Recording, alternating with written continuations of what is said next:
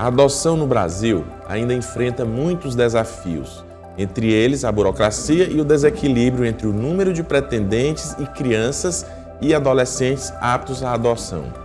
De acordo com o Sistema Nacional de Adoção e Acolhimento, existem mais de 35 mil pretendentes cadastrados em todo o país, dispostos a se tornarem pais adotivos. Enquanto isso, mais de 4.800 crianças e jovens aguardam por uma nova família. Significa que, para cada criança que espera ser adotada, existem 7 mil famílias interessadas em adotar. Outro dado é que a adoção de crianças mais velhas e adolescentes aumentou 22% em um ano no Brasil. Mas, de acordo com o CNJ, a procura ainda é por crianças maiores de 10 anos. Um descompasso que mostra que o processo de adoção no Brasil é mais demorado e complexo do que deveria ser. Questões como a preferência dos adotantes por bebês ou por perfis específicos, a demora no trâmite dos processos e a reintegração familiar ainda predominam. Para discutirmos esse cenário e os desafios para garantir que mais crianças e adolescentes encontrem um lar definitivo e amoroso, vamos conversar com Francimélia Nogueira, que é coordenadora do Centro de Reintegração Familiar e Incentivo à Adoção no Piauí, CRIA Piauí, e com a advogada Tereza Galvão, especialista em Direito das Famílias, mediadora judicial e juíza leiga. O programa Ideias em Debate está no ar. E eu queria iniciar minha pergunta aqui para vocês, que nós citamos na abertura do programa, alguns dados relativos ao Brasil como um todo. Mas qual é a realidade atual do Piauí? E sejam bem-vindas. Obrigada. Eu estava prestando atenção aí nos números, né, e que quando vocês colocam que existe mais de 4 mil disponíveis e cerca de 35 mil pretendentes, isso está correto. Mas tem um número que precisa ser complementado a essa informação, que é o fato de que são 4 mil, menos de 5 mil que estão disponíveis. Mas vivindo nos abrigos no Brasil, são cerca de 33 mil crianças e adolescentes. Aí eu sempre gosto de falar sobre dois aspectos muito complicados no mundo da adoção. Que um é a morosidade, porque por que só tem cerca de 5 mil, menos de 5 mil, 4 mil, alguma coisa disponibilizados para adoção, enquanto a gente tem 33 mil vivendo nos abrigos? Exatamente por conta da morosidade do Poder Judiciário para concluir esses processos. E aí eles ficam lá. Às vezes a gente coloca, porque eu trabalho com a adoção há 15 anos, né? Eu sou mãe por adoção, o CRIA foi fundado, essa foi a motivação para fundar o CRIA, e a gente milita nessa causa. Sou uma militante da causa da adoção, da defesa para que toda criança possa viver em família e não fique vivendo em abrigos. Então, assim, essa demora para concluir, ou às vezes assim, até também de forma... se valoriza muito a questão... lei, eu sei que está no ECA, a prioridade é a reintegração familiar, mas nos tempos da lei, né? Nos tempos da lei. Aí a gente vê crianças passando anos e anos dentro da instituição, porque existe muito a cultura do biologismo de que primeiro você tem que esgotar, e é verdade, tem que esgotar todas as possibilidades, a lei diz isso, mas no tempo da lei. Então, o ECA diz que é para ser 1 ano e meio, é o máximo que deve permanecer uma criança em uma instituição de acolhimento. E, no entanto, às vezes elas passam muito mais do que isso. Ou, às vezes, em nome dessa questão a mãe que pariu, a família, tem que entregar para a família extensa, fazer a reintegração familiar, se faz uma reintegração precipitada, e por vezes as crianças então mais tarde voltam já mais traumatizadas, já mais velhas, consequentemente com mais dificuldades de alcançar a adoção. Então essa questão da morosidade do Poder Judiciário é um dos fatores. Claro que a gente sabe que o Poder Judiciário enfrenta muitas dificuldades que explicam essa morosidade, né? Dentre elas, a questão de que talvez essas varas não sejam devidamente priorizadas, né? Senhora Francimélia, só para a gente entender, para o público entender melhor essa informação. Certo.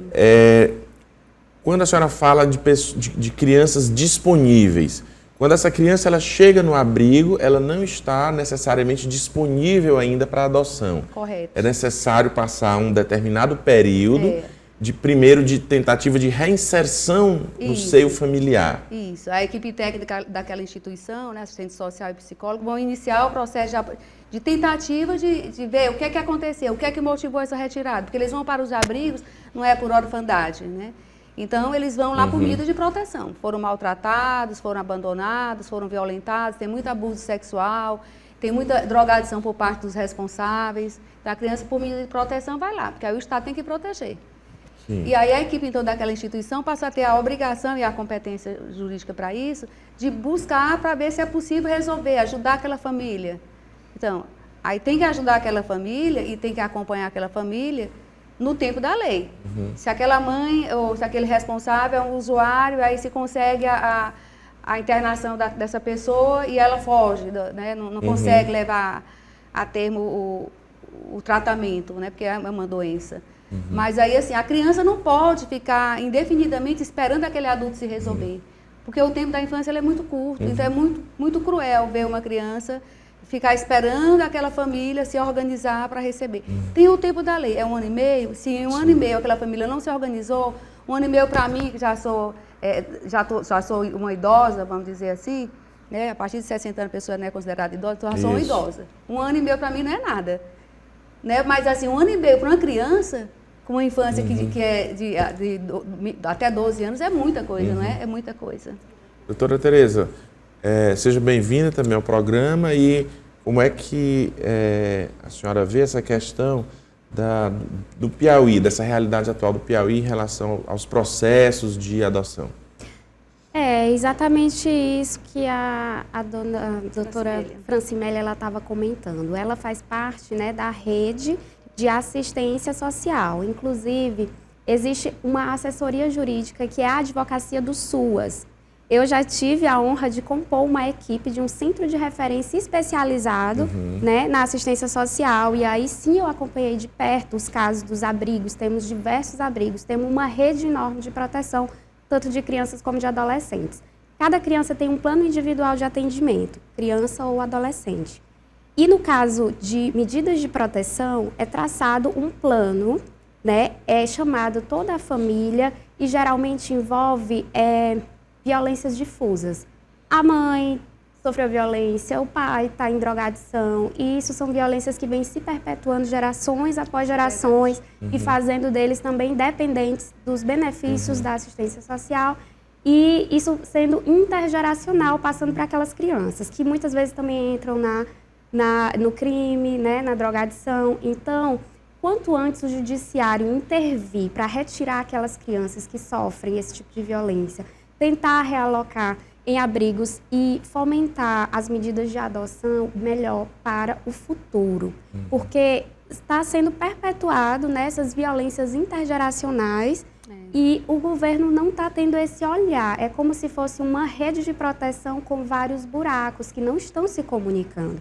O ECA prevê a possibilidade das audiências concentradas. Nas audiências concentradas, pega vários processos de várias crianças que estão, inclusive é feito in loco, nos abrigos, né? Lá da criança, inclusive, que eu já pude participar. Tem a participação da Defensoria Pública, do Ministério Público, da juíza também, ela vai, a equipe, então, e dos CREAS, né? CREAS, que é o Centro de Referência Especializado, que faz um atendimento multidisciplinar, focado no enfrentamento a violências, diferente do CRAS, que é mais voltado para os benefícios. Então, nas audiências concentradas, é tentado, né, uma maneira de se conseguir julgar mais rápido e mais processos ao mesmo tempo, como se fosse um mutirão na justiça.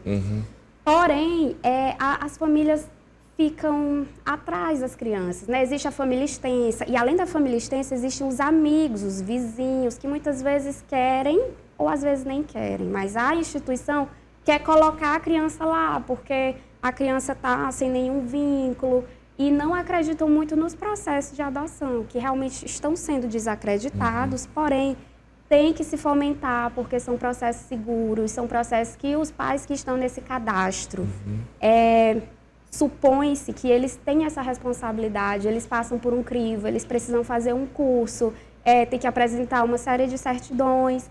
e são habilitados para isso. Se estão na fila é porque eles são aptos. A Justiça tem que acreditar mais nisso, toda a rede assistencial tem que acreditar nisso.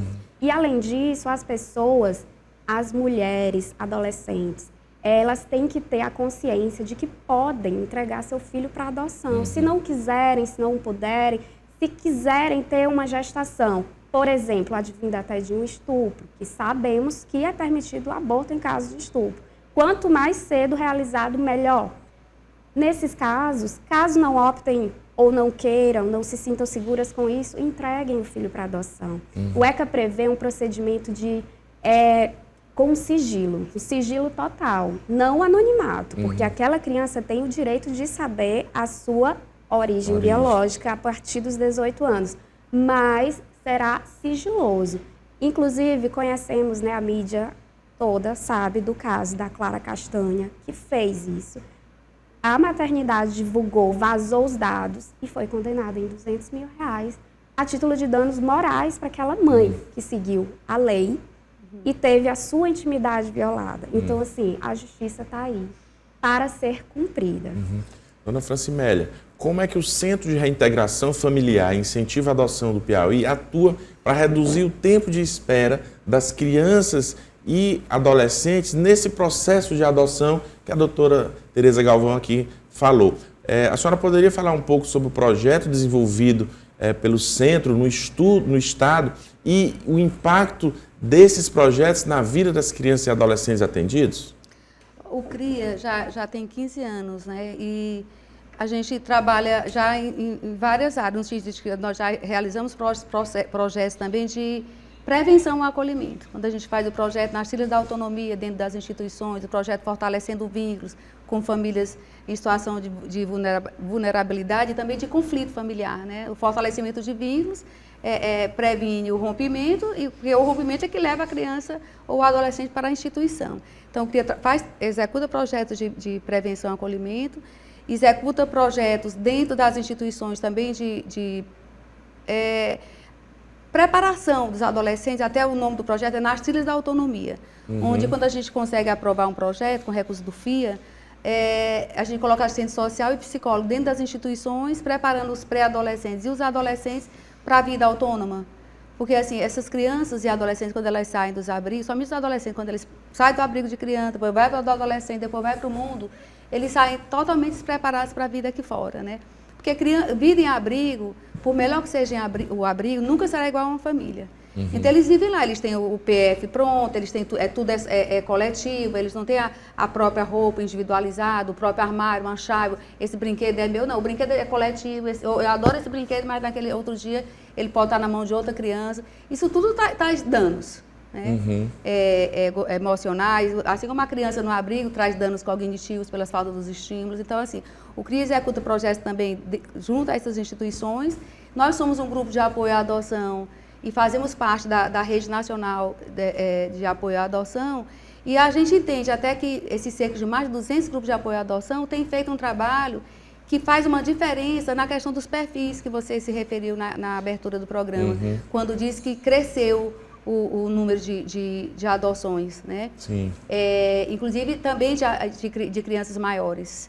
Isso é verdade, continua sendo a preferência dos adotantes crianças menores, mas esse contato, esse trabalho dos grupos de apoio à adoção, tentando levar os pretendentes para conhecer a realidade das crianças reais que existem nas instituições, levá-los para dentro das instituições, conhecer essas crianças. Por exemplo, o CRIA leva no último sábado de cada mês, aqui em Teresina são 8 abrigos, a gente convida todos, geralmente são 5, 6 para a DUFIP.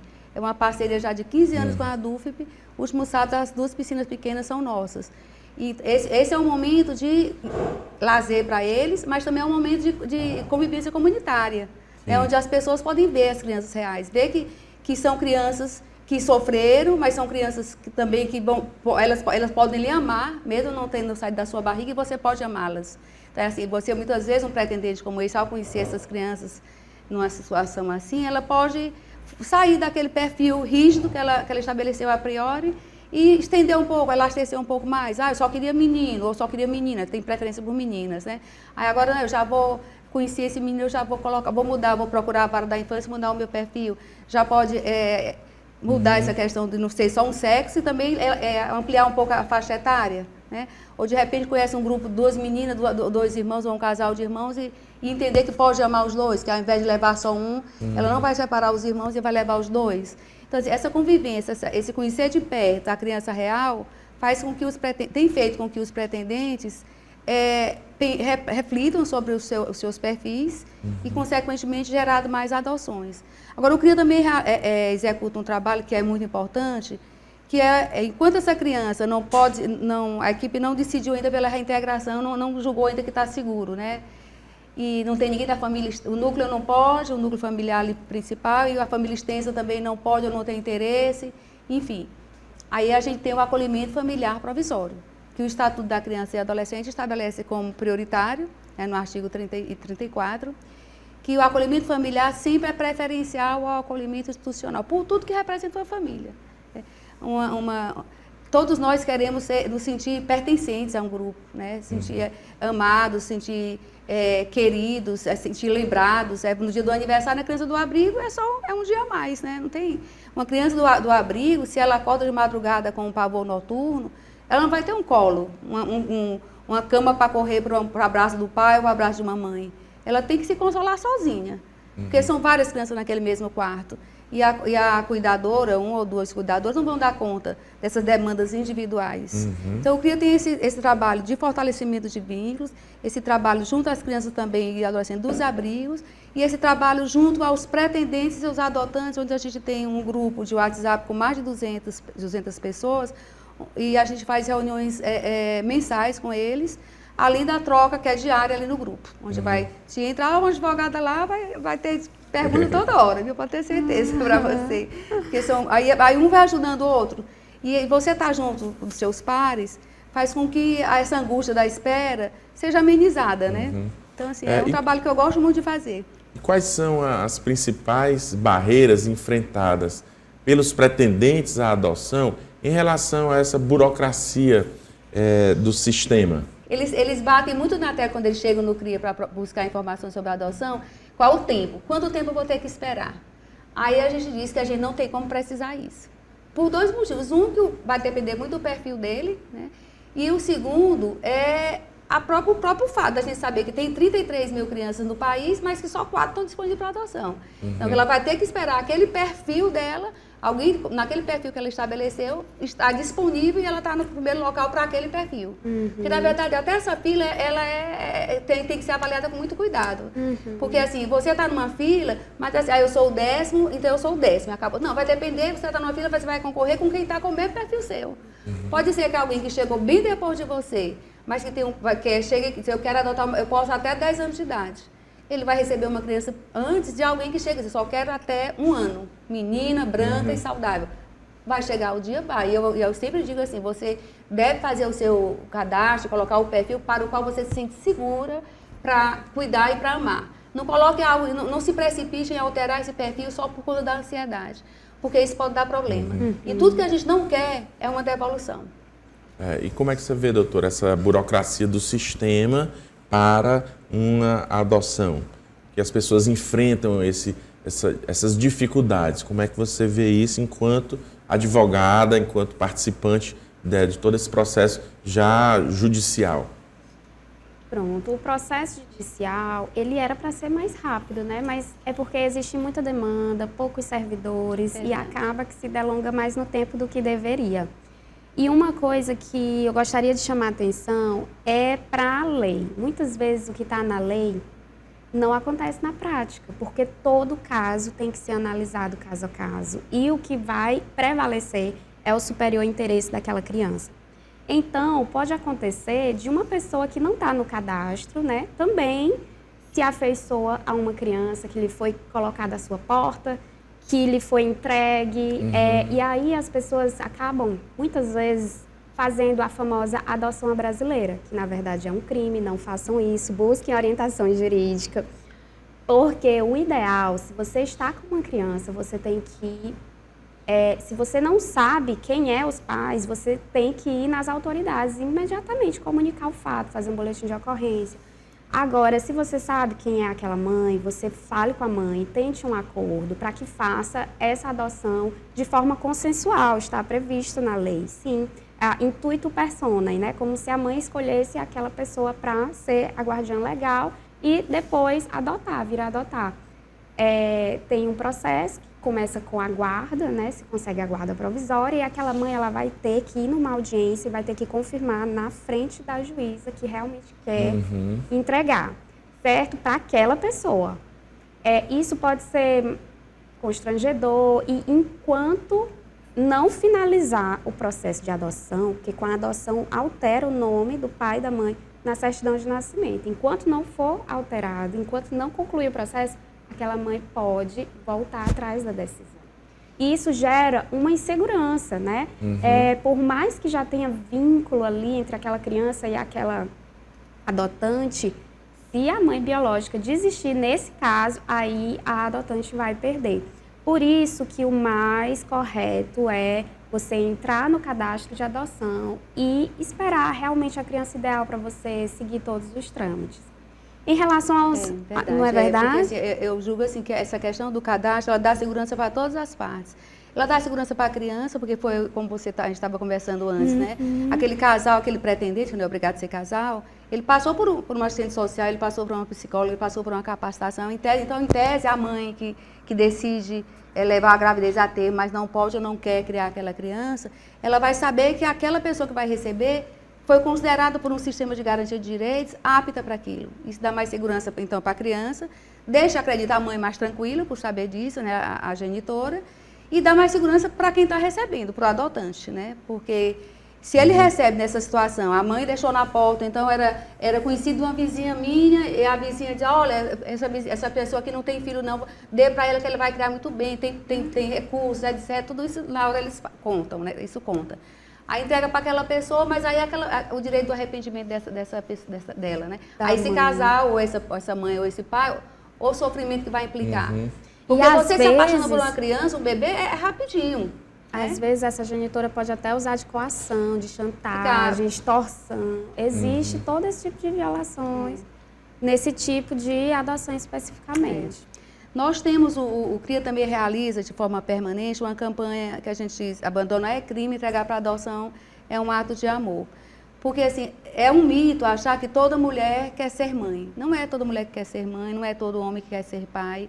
E, no entanto, a gravidez biológica, ela pode acontecer de forma acidental, de forma inesperada, ou até, como você já comentou, através de um estupro, ou uma camisinha que fura, enfim, acontece, né? Pode acontecer. Então, essa mãe, essa gestante, ela tem que saber que ela tem todo esse direito, que ela, inclusive, tem o direito de ser amparada, de forma de ter o amparo psicológico também, porque esse momento também ele traz dor para a mãe, né? Também traz dor para a genitora. Com certeza. Então, ela tem todo esse direito de saber que ela pode fazer isso de forma sigilosa, não anônima, como você já colocou, né? Mas de forma sigilosa, e que a criança dela vai ser amada, vai ser cuidada.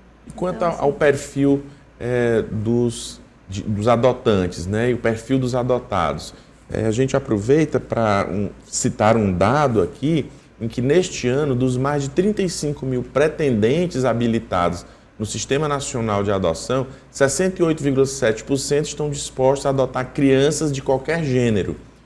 Entre aqueles que têm uma preferência específica, mais de 24% preferem adotar meninas, enquanto apenas 7,2% manifestam o desejo de adotar meninos. Como é que é esse perfil de um modo geral? Como é que isso é colocado dentro de uma lista, né, ou de uma fila para que sejam feita essa adoção? Bom, por isso que eu falo que a fila ela é difícil da gente avaliar, porque você está lá numa fila de espera, mas você está concorrendo, na verdade, com quem quer o mesmo perfil seu. Agora, em relação ao perfil do adotante, aí nós temos diversos perfis. Porque famílias feminina, masculina, adoção monoparental, porque não precisa ser casal, família hétero. Então, inclusive, a gente tem visto crescer muito as adoções por casais homoafetivos, que costumam fazer adoções bem diferenciadas, né, de crianças maiores, grupos de irmãos. Nós temos agora um casal no CRIA bem interessante, ele às vezes até costuma dar entrevistas, Ele e o companheiro dele, eles adotaram um casal de irmãos, já de adolescentes, 9 e 12 anos, e agora eles estão sendo família acolhedora de um menino de 17 anos. Porque esse ele não precisa adotar, ele pode até ser que no futuro, como ele já vai completar 18 anos, sem nenhuma oportunidade, a gente sabe que um menino de 17 anos já se vê até sem esperança de uma adoção. Então, num caso como esse, ele sendo família acolhedora, que não é para ter o interesse em adoção, pode culminar numa adoção, se as duas partes desejarem. Mas assim, então eu só colocando isso como exemplo de um casal homoafetivo que fez a adoção de adolescente, uma pré-adolescente, e que agora está acolhendo um adolescente. E veja a questão dos perfis. Esse menino, ele saiu da família dele pelo fato do pai não aceitar a condição de gay dele, entendeu? Então, são muitas situações. Então, é um menino que tem um vínculo familiar, existe, mas como ele não foi aceito, saiu de casa e foi parar no abrigo, e agora tem uma família que o está acolhendo, né? São muitas situações que deixam a gente triste de ver, mas ao mesmo tempo, muitas situações que nos deixam felizes por encontrar algumas soluções, né? Doutora Francimelli, não encontra para tudo, mas encontra em para relação aos padrinhos, como a família acolhedora e os padrinhos que podem pegar nos finais de semana, existe um normativo que diz que eles não podem adotar, exatamente. Mas muitas vezes eles criam vínculos. Como é que faz para regularizar, né? Pois é, e há alguma diferença entre o padrinho e a família acolhedora? O que diferencia uma da outra? Os dois projetos, eles têm o objetivo de fortalecer e de estabelecer vínculos afetivos, porque a carência afetiva é uma carência muito grande, porque passam as crianças que vivem em abrigos. Mas assim, o apadrinhamento afetivo é só para levar no final de semana, ou visitar, ou levar para um passeio. É isso, o padrinho ou madrinha, ele não tem a guarda daquela criança. Já a família acolhedora, aquela criança ou adolescente, vai morar com a família acolhedora até que a situação seja resolvida. Ou de reintegração, ou de adoção. E a família acolhedora tem a guarda subsidiada daquela criança ou adolescente. Que aí é uma guarda diferenciada, porque não é a guarda com fins de adoção. É uma guarda provisória de um serviço estabelecido e garantido pelo ECA. É isso. Aí, no caso, tem que esperar a maioridade daquela criança, esperar que não seja adotada para que facilite a criança aceite a busca do perfil preferencial, o perfil correto de uma família acolhedora é aquela que não quer adotar e que entende que ela pode ajudar várias crianças. Nós temos atualmente uma família acolhedora, que ela é até psicóloga, da guia, ela já está no 4º acolhimento familiar dela. Então, e geralmente grupo de irmãos. Aí aquele grupo já tivemos casos de reintegração com ela, já tivemos casos de adoção. E ela continua sendo uma referência afetiva para essas crianças, de ir no aniversário, das crianças ligarem para ela, dela ligar para as crianças. Então, assim, é importantíssimo o estabelecimento de vínculo afetivo, isso faz parte, isso é importante para essa criança, para a autoestima dela, mas esse vínculo não precisa ser rompido quando existe a separação, quando aquela criança retorna para a família ou vai adotada. Ele pode ser preservado. Vamos acompanhar a reportagem de Natália Nascimento sobre o processo de regulamentação de adoção responsável de crianças no Piauí. O processo de adoção no Brasil ainda é lento e enfrenta diversos desafios. Entre os fatores que influenciam essa situação, destacam-se a burocracia, a possibilidade de reintegração da criança à família de origem e as exigências dos pretendentes quanto ao perfil. Muitas vezes, os adotantes buscam características específicas, como o fenótipo e a faixa etária, preferindo crianças com menos de 3 anos e sem problemas de saúde. Temos muito mais pretendentes do que crianças a serem adotadas e adolescentes a serem adotados. A questão que não bate, não fecha a conta, é em razão do perfil que esses pretendentes elegem. Se eu digo que eu só quero adotar crianças de 0 a 3 anos, eu vou ter um número, um quantitativo disponível e a grande maioria dos perfis é no mesmo sentido de 0 a 3 anos. Isso é um exemplo, né? Enquanto que eu tenho vários adolescentes para serem adotados ou crianças do que a gente de uma idade mais elevada, que a gente chama de adoção tardia, e a gente não encontra nenhum perfil de adotante que escolha, né? Nenhum adotante que escolha esse perfil da idade. Então, a dificuldade de casar essas listas é exatamente essa. A Constância Diniz é mãe adotiva. Ela conta que a não exigência do perfil foi um fator que acelerou o processo de adoção. Eu dei entrada, até me lembro, foi dia 31 de maio de 2016, né? E assim, já no início de 2016 eu já me preparei. De que maneira? Lendo, ouvindo depoimentos, assistindo programa de adoção que tinham em determinada TV. E daí eu digo, não, eu vou ser mãe por coração. O meu perfil era muito amplo. Era de 0 a 4 anos, menina ou menino, qualquer cor, doença tratável, né? Então eu acredito que até esse foi um dos pontos que o meu processo, eu digo que foi rápido.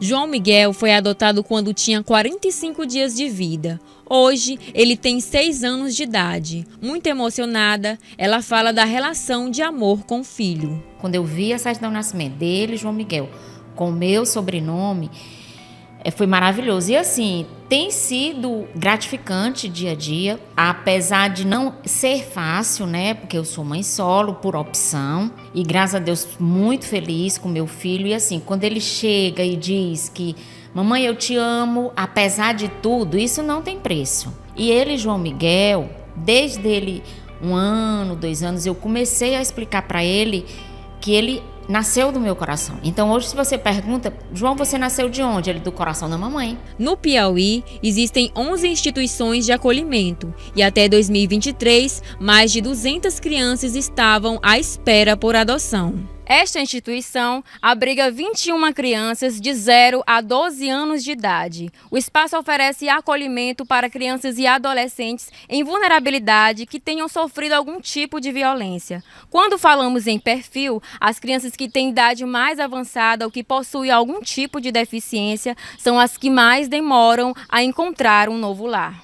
As crianças que chegam até aqui têm acompanhamento psicológico e suporte para o desenvolvimento de habilidades sociais e emocionais. A gente faz um estudo que a gente chama estudo psicossocial, para que a gente gere um relatório que a gente envia para o Ministério Público, para a Vara da Infância e da Juventude, porque de 3 em 3 meses a situação de cada criança é reavaliada pela Justiça, para saber se ela permanece no acolhimento, se ela já tem condição de retornar para essa família, ou se já passou muito tempo e a família não conseguiu superar essa situação que gerou o acolhimento, pode ser determinada a extinção do poder familiar, né, pela Juíza da Infância. E aí sim essa criança entra no Sistema Nacional de Adoção e fica aguardando a chegada da família substituta. O Estatuto da Criança e do Adolescente, ele prevê um tempo máximo de permanência de acolhimento de 1 ano e 6 meses, né? O acolhimento é uma medida excepcional e provisória, então a gente tenta fazer com que o tempo de acolhimento seja o mínimo possível, né? Mas cada caso, né, de cada criança tem as suas especificidades. Bom, agora a gente acompanhou a reportagem, né? Estamos de volta aqui aos nossos estúdios e recebemos Francimélia Nogueira, que é coordenadora do Centro de Reintegração Familiar e Incentivo à Adoção do Piauí, o CRIA Piauí, e com a advogada Tereza Galvão, que é especialista em Direito das Famílias e mediadora judicial e juíza leiga. Doutora Tereza, quais mudanças legislativas ou operacionais poderiam ser feitas para agilizar o processo de adoção sem comprometer a segurança jurídica das crianças? A gente tem falado aqui em toda essa dificuldade, todo o processo. Então, que mudanças legislativas poderiam ser realizadas? Que sugestões a senhora poderia trazer e para que esse processo como um todo fosse mais rápido, mais eficiente, até no interesse das crianças, claro, que são, de fato, quem precisam ser protegidas, né? Ao meu entender, eu vejo que as crianças que não estão disponíveis, estão em abrigamento, porém não estão disponíveis, né, no cadastro, que totaliza mais de 30 mil, essas crianças têm que ser a prioridade, porque tem que ter mais celeridade no procedimento aí para que elas possam estar disponíveis no cadastro. Assim, essas crianças não vão passar tanto tempo, perder tantos anos da sua infância, né, e até a adolescência nos abrigos. E também acho muito válida que as audiências concentradas possam ser realizadas com uma periodicidade maior, não é isso, contando com todos os membros, e que haja uma maneira de passar mais informações certas, informações que realmente vão fomentar a adoção das crianças, né? Inclusive, clientes já me procuram dizendo que querem adotar, mas que querem chegar primeiro a ser padrinhos, né? Participar do apadrinhamento. E eu já vou dizendo, a lei diz que não pode, porque... Eles ficam na expectativa de poderão ter prioridade. Aí... Exatamente, né? Pode acontecer um caso ou outro, assim, quando se existe um vínculo bem firmado com aquela criança entende que aquela madrinha, na verdade, é a sua mãe, entende por isso, e já tem mais de anos ali com aquela convivência, aí a gente pode tentar ingressar com o processo de adoção. Nesse caso, para a adotante, quanto mais demorar, melhor será para a gente. Porque mais estará fortalecido aquele vínculo e aí não vai ter como a justiça negar. Mas existem outros casos que não, que o processo mais célere será o ideal, porque às vezes a criança fica distante, né, da pessoa que quer adotar. Tem aquela convivência, passa da habilitação, aí fica na convivência e às vezes não consegue nenhuma guarda provisória, né? Então tem que ser tudo analisado caso a caso. Aí, como eu estava falando sobre os requisitos, né, a diferença tem que ser de 16 anos do adotante para a pessoa adotada, no mínimo 18 anos de idade, e não pode ascendente adotar descendente. Mas a nossa jurisprudência mostra que já aconteceu de uma mãe adotar a própria filha. Pasme, nesse caso, a mãe foi destituída do poder familiar, né? E depois ela pleiteou a adoção. Existe casos de deve ter se reorganizado, né? Exato. E conseguiu comprovar que podia representar a segurança. A gente... Eu acho isso na seria lei cabe impossível. isso.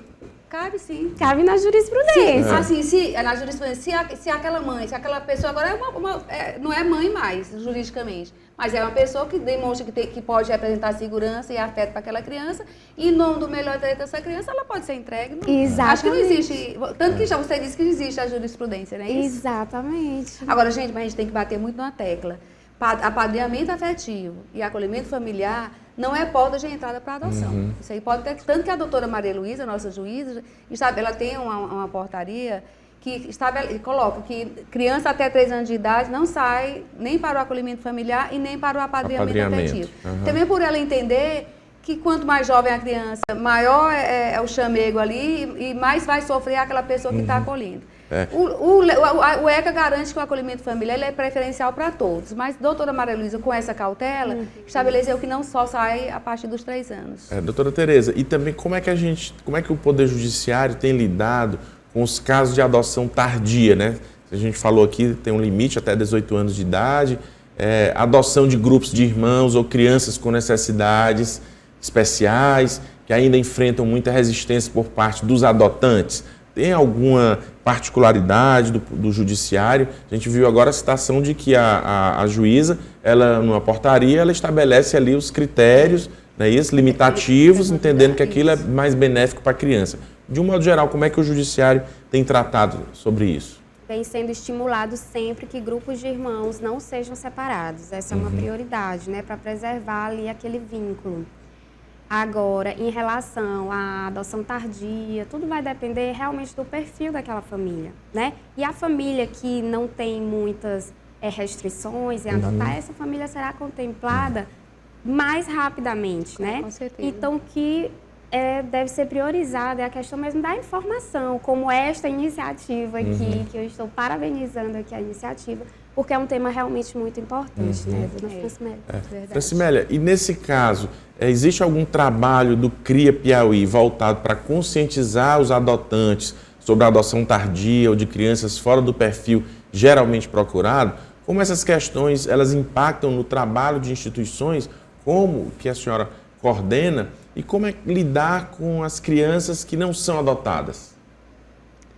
O trabalho de informação, formação, sensibilização de pretendentes e da sociedade de uma forma geral, ele é permanente no CRIA, né? A gente tem programas de rádio de forma quinzenal, a gente tem um programa no rádio falando sobre isso, falando para as pessoas, tanto levando os técnicos para falar sobre algum tema, como levando também pretendentes à adoção ou adotantes para fazerem seus depoimentos.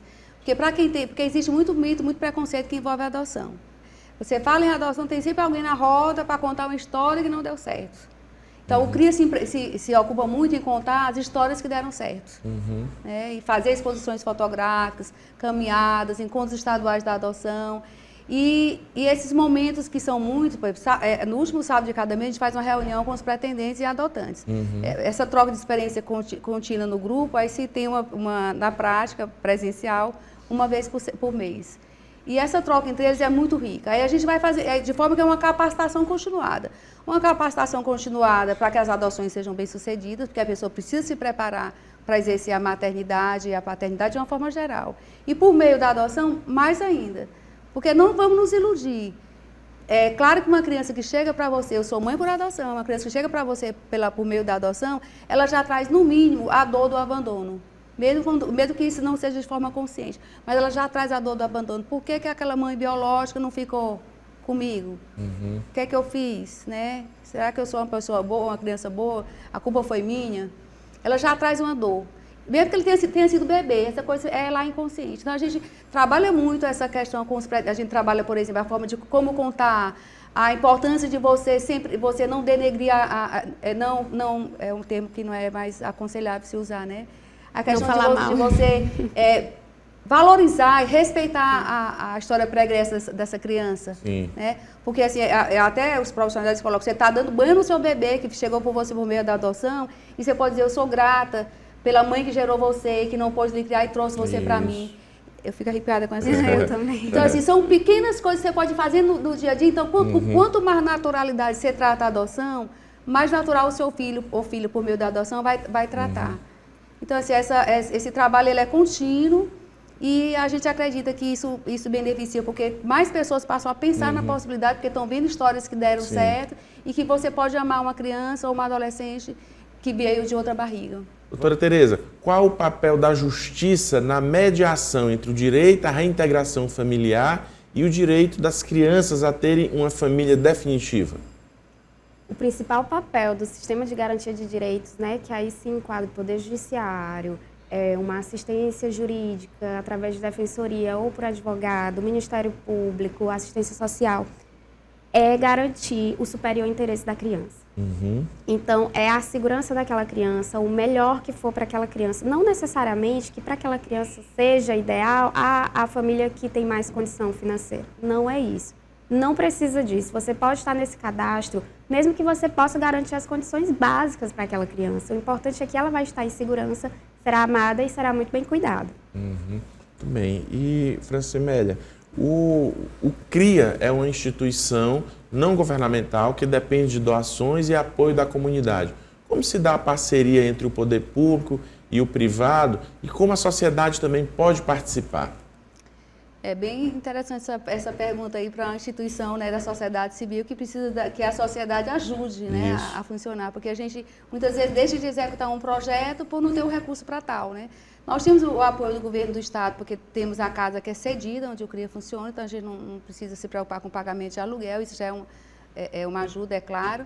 E temos projetos eventuais aprovados também pelo governo do estado ou também através do Conselho Municipal dos Direitos da Criança e do Adolescente, que é que gerencia, né, os regras do FIA, Fundo da Infância e da Adolescência. Então, a gente tem, sempre, como já temos muita experiência com a elaboração de projetos, vez por outra a gente está garantindo a aprovação de um projeto e financia determinada ação. Agora mesmo a gente ampliou o serviço do CRIA, a gente já tem agora uma filial em Campo Maior, porque o governo do estado abriu um edital para regionalizar o serviço de acolhimento familiar. Então, o CRIA agora executa o serviço de acolhimento familiar aqui no território de desenvolvimento Entre Rios e agora no território de desenvolvimento Carnaubais, que é em Campo Maior. Então, a gente vai ter 15 vagas lá em Campo Maior para famílias que vão, depois de passarem por uma habilitação, seleção e uma capacitação, elas vão poder receber, tirar uma criança do abrigo, até os que estão entrando superlotados, os abrigos de Teresina, tem abrigo com quase 40 crianças, quando a lei diz que é para ser até 20. Então, essa regionalização do serviço de acolhimento vai tirar a criança do abrigo e colocar no acolhimento familiar. Então, assim, esses projetos eles são eventuais. O funcionamento do CRIA é permanente, desde 2009. Então, a sociedade pode nos ajudar indo lá fazer uma visita, fazendo trabalho voluntário nas nossas manhãs de lazer, colaborando financeiramente. Nós temos também um bazar que funciona de forma permanente na instituição, onde as pessoas podem doar e também devem ir lá também comprar. Nós recebemos muitas coisas boas, às vezes coisas até na etiqueta ainda, porque é uma forma de a gente ajudar. Porque essas famílias que abrem as portas para o acolhimento familiar, a maioria delas são famílias de baixa renda, né, que tem um coração enorme e aceita mais um. Então, ela precisa do apoio da instituição para as despesas que essa criança representa. E esses folders que a senhora trouxe aí, o que que eles... Pois é, aqui aí tem um folder que diz todos os projetos que o CREA realiza, um folder sobre o acolhimento familiar provisório, para a família entender, o folder da entrega, da campanha... Pode mostrar permanente. aqui para a gente Sim. ver? Deixa eu ver aqui. E um folder só sobre a adoção, só sobre o acolhimento familiar, e o outro Aí já dá institucional. pra Isso, é interessante mostrar. De adoção. Então, o CREA realiza essas ações, que aí tem o da adoção, tá todas as informações importantes para quem quer iniciar no mundo da E adoção. esses folders estão disponíveis Estão lá no disponíveis, CRIA. E também é muito importante também seguir as redes sociais, @CRIA Piauí, porque lá tem muitas informações. O nosso Instagram está muito bom e as pessoas podem adquirir informações. A gente está sempre colocando coisas novas, no sentido de sensibilizar e também de preparar as pessoas, aquelas que têm interesse em adoção. E quem tem interesse, é isso que eu ia dizer, o nosso telespectador que está assistindo o nosso programa, ele tem interesse em adotar. O que ele precisa fazer? Quem ele deve procurar? Aqui em Teresina, o passo número 1 é procurar a Defensoria Pública. O processo inicia lá. De lá é que esse pretendente vai encaminhado para a vara da infância. Lá na Defensoria Pública deve ter um setor. Sim, tem um setor, procura o setor lá da Defensoria Pública, né, na área da infância e adolescente lá, você deve saber melhor. Sim, lembrando que Defensoria Pública é para quem é hipossuficiente, tem uma renda de até 3 salários mínimos comprovada. Quem tiver uma renda que possa custear um advogado particular pode entrar em contato com um advogado especialista em direito das famílias para que lhe informe melhor. Mas só existe uma exceção em relação exatamente na adoção. Violência doméstica também. Quer dizer, no caso da adoção, eles não cobram, independente da renda, entendeu? Para se habilitar para adoção. Sim. Exato. Então, assim, Defensoria Pública. Depois da Defensoria Pública, vai encaminhado para a vara da infância e passa por entrevista com assistente social e psicólogo. Elas fazem visita domiciliar, entrega toda a documentação que você se referiu e, por fim, vai fazer a capacitação. Aí vai ficar na fila de espera, esperando a ligação da vara, quando aquele perfil, tiver naquele perfil que ela estabeleceu na hora da entrevista, tiver uma empresa disponível. Doutora Então Tereza, é isso. E para garantir maior celeridade e eficiência no Sistema Nacional de Adoção e Acolhimento, pode ser feito alguma coisa para dar uma maior celeridade ou tem que simplesmente aguardar mesmo após dar entrada no seu processo? Com certeza uma orientação jurídica adequada, ir nos fóruns, falar com a juíza, entrar em contato com a rede, isso pode sim dar uma maior celeridade a processos que estão parados há muito tempo. Então, é bom que a própria parte sempre acompanhe de perto o seu processo, né? Que a demanda da Defensoria Pública sabemos que são muitas. Então, a parte tem que estar ali dando sempre aquele empurrãozinho, né? Através de seus advogados. E em falar em casos bem-sucedidos sobre adoção, eu trago aqui um caso que uma criança tinha apenas a mãe biológica, aconteceu uma adoção brasileira que foi regularizada, né? Hoje a mãe é adotante mesmo. E durante o processo de adoção, essa mãe tinha um relacionamento e depois tinha outro. O pai adotante está como pai. E o primeiro companheiro dela hoje é pai socioafetivo. A criança que não tinha nenhum pai, hoje tem 2 pais na certidão de nascimento e uma mãe. Uma boa mãe. E outra, ela achava que não podia engravidar. Por isso que ela adotou essa criança. Depois que ela estava com essa criança, hoje ela já teve mais 3 filhos biológicos. É como se abrisse as portas, assim, da maternidade. É inexplicável. E esse fato, até na audiência que finaliza o processo de adoção, não tem como não se emocionar. A criança aparece, até a juíza se emociona. E olha que ela lidar com isso todos os dias. É muito mágico, a adoção é muito mágica. Bom, o nosso programa está chegando ao final, né? Um tema super interessante, importante para a sociedade. E eu passo aqui, agradeço já as nossas entrevistadas e passo a palavras, né, para que vocês possam fazer as suas considerações finais. Olha, o CRIA ele é um grupo de apoio à adoção que existe há 15 anos e está sempre de portas abertas para receber você que é pretendente à adoção, Você que é mãe ou pai por adoção, a gente tem psicólogo, tem assistente social, tem esse grupo onde você pode conversar com pessoas que estão vivendo a mesma realidade sua. Então, nós estamos de portas abertas de segunda a sexta-feira na Rua São Pedro, 1841, Centro-Sul, sempre de 8 até às 16 horas, de segunda a quinta. E nas sextas-feiras, até meio-dia, apenas na sexta-feira. Então, assim, eu deixo aqui como mensagem final a certeza de que você pode amar uma criança, que esse estabelecimento de laços depende também muito de uma decisão, e que o tempo vai depender do tempo que você investe nessa relação. Para quando dar certo, depende do tempo que você investe, da energia que você investe para isso dar certo. Então, não é uma coisa simples, mas tudo com amor e com dedicação é possível de ser trabalhado, de ser superado. Queria parabenizar também a doutora Francimélia pelo trabalho, muito importante para a sociedade, e também pelos conhecimentos aqui repassados, compartilhados. Obrigada pela oportunidade. E para quem quiser mais informações sobre direito das famílias, eu vou deixar aqui o meu Instagram, @Tereza Raquel Galvão ADV.